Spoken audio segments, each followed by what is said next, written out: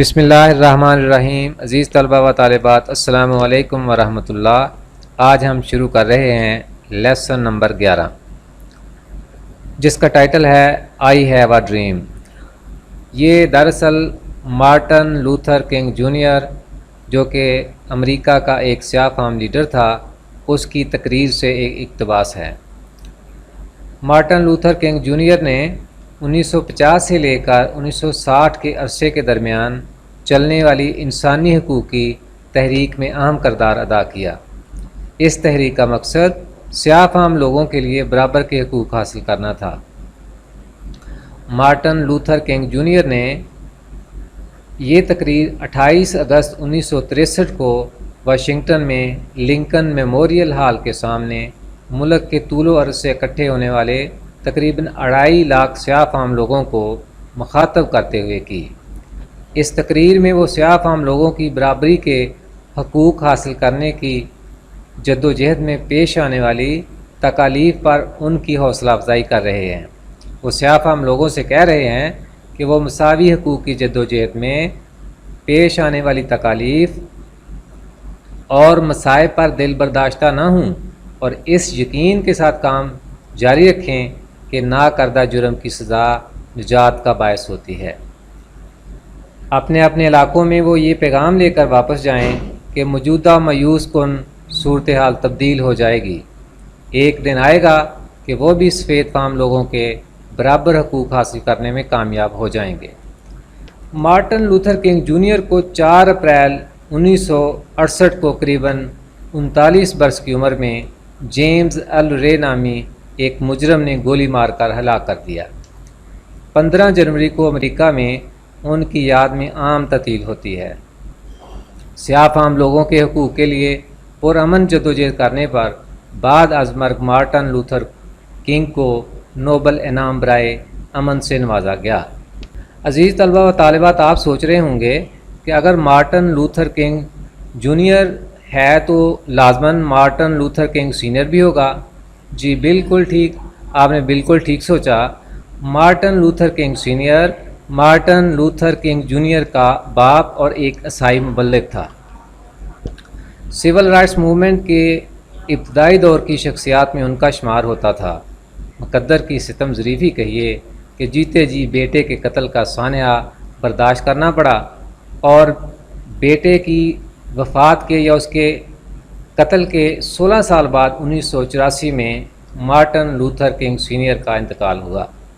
عزیز طلبہ و طالبات، لنکن میموریل ہال کا ذکر آیا ہے، تو اگر اس کے ساتھ ہم ابراہم لنکن کو یاد نہ کریں یا اس کا تذکرہ نہ کریں تو یہ لیسن جو ہے اس کی تفصیل ادھوری رہ جائے گی۔ آپ کو بتا رہے ہیں کہ امریکہ 1861 سے 1865 کے درمیان ہولناک خانہ جنگی کی لپیٹ میں رہا۔ 1860 کے صدارتی الیکشن میں ریپبلکنز نے ابراہم لنکن کو اپنا صدارتی امیدوار نامزد کر دیا۔ ابراہم لنکن امریکہ میں غلامی کے خاتمے کے حق میں تھے۔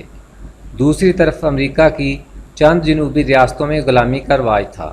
چنانچہ جنوبی ریاستوں کے لیڈرز نے دھمکی دی کہ اگر صدارتی الیکشن میں ابراہم لنکن کامیاب ہو گیا تو وہ امریکہ سے علیحدگی اختیار کر لیں گے۔ ہوا وہی جس کا خدشہ تھا۔ 1861 میں ابراہم لنکن امریکہ کے 16ویں صدر بن گئے۔ اس پیش رفت پر جنوبی ریاستوں کے بہت سے رہنماؤں نے محسوس کیا کہ یونین سے علیحدگی کے سوا ان کے پاس کوئی اور چارہ نہیں ہے، اس لیے کہ اب وہ غلامی کو جاری رکھنے والے قوانین اور پالیسیوں کو فروغ نہیں دے پائیں گے۔ چنانچہ جنوری 1861 میں اس وقت امریکہ کی 34 ریاستوں میں سے 7 جنوبی ریاستوں نے ریاستہائے متحدہ امریکہ سے علیحدگی کا اعلان کر دیا اور یو ایس اے سے الگ ہو کر سی ایس اے بنا لیا، یعنی کنفیڈریٹ اسٹیٹس آف امریکہ۔ یہی نہیں بلکہ اپریل 1861 میں یو ایس فورسز پر حملہ بھی کر دیا، جس سے امریکہ میں خانہ جنگی کا باقاعدہ آغاز ہو گیا۔ سی ایس اے کے ساتھ مزید 4 ریاستیں شامل ہو کر ان کی کل تعداد 11 ہو گئی، یعنی پہلے ان کی تعداد جو ہے سی ایس اے کی وہ 7 تھی، تو 4 اس میں اور شامل ہو گئیں اور ان کی کل تعداد جو ہے وہ 11 ہو گئی۔ تقریباً 4 سال کی خون ریز لڑائی کے بعد 1865 کے موسم بہار میں اس وقت جنگ اپنے اختتام کو پہنچی جب جنوبی ریاستوں نے ہتھیار ڈال دیے۔ اس طرح امریکی خانہ جنگی کا خاتمہ ہو گیا، مگر اس بھیانک جنگ و جدل میں دونوں اطراف سے 6,20,000 سے لے کر 7.5 لاکھ تک فوجی اپنی جانوں سے ہاتھ دھو بیٹھے۔ بہرحال انت بلا تو سب بلا، امریکہ ٹوٹنے سے بچ گیا اور غلامی کا قانون کی حد تک خاتمہ ہو گیا۔ عزیز طلبہ و طالبات، ریاستہائے متحدہ امریکہ اس وقت حقیقی معنوں میں اپنی تاریخ کے نازک ترین دور سے گزر رہا تھا۔ ملک شدید ترین خانہ جنگی، آئینی اور سیاسی بحران کے مہیب سایوں کی لپیٹ میں تھا۔ ایسے میں ابراہم لنکن جیسے قد آور رہنما نے امریکہ کی ڈوبتی نیا کو کنارے پر لگایا۔ وہ نہ صرف ملکی سالمیت کو برقرار رکھنے میں کامیاب ہو گئے بلکہ ملک سے غلامی کا خاتمہ بھی کر دیا۔ ابھی خون آشام خانہ جنگی کی دھول بھی اچھی طرح نہ بیٹھی تھی کہ جنگ بندی کے محض 5 دن بعد جان ویلکس بوتھ نامی ایک فنیٹک نے، ایک کٹر نے اس کو گولی مار کر اس کی زندگی کا خاتمہ کر دیا۔ تو اس طرح امریکی قوم کا یہ عظیم ہیرو اسودہ خاک ہو گیا، منو مٹی تلے جا سویا۔ جی عزیز طلبہ و طالبات، اگر ہم اس موقع پر امریکہ کا مختصر تعارف نہ پیش کریں تو میرا خیال ہے کہ زیادتی ہوگی۔ امریکہ اس وقت دنیا کی واحد سپر پاور ہے، تو اس کے بارے میں کچھ ہم انٹروڈکشن کر لیتے ہیں۔ جی عزیز طلبہ و طالبات، ریاستہائے متحدہ امریکہ 50 ریاستوں، 1 وفاقی ضلع اور 5 بڑے خود مختار علاقوں پر مشتمل ہے۔ اس کا کل رقبہ 96,29,091 مربع کلومیٹر اور کل آبادی لگ بھگ 32 کروڑ ہے۔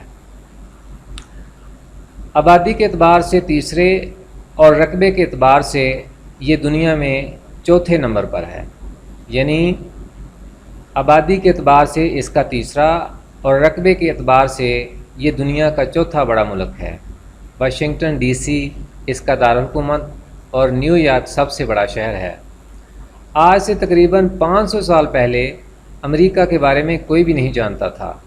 پھر اٹلی میں پیدا ہونے والے ایک ہسپانوی سیاح کرسٹوفر کولمبس نے 1492 میں امریکہ کو دریافت کیا اور یہاں پر پھر یورپی اقوام نے آباد ہونا شروع کر دیا۔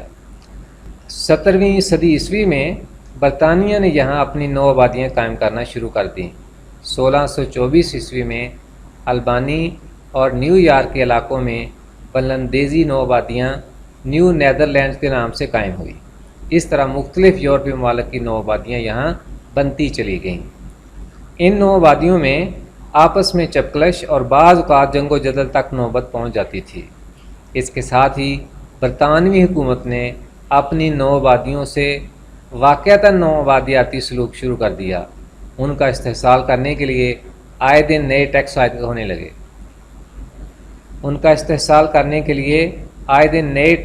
ہونے لگے، جس کی وجہ سے ان میں بے چینی اور بغاوت کے آثار پیدا ہونے لگے، جو آخر کار تحریک آزادی کی شکل اختیار کر گئے۔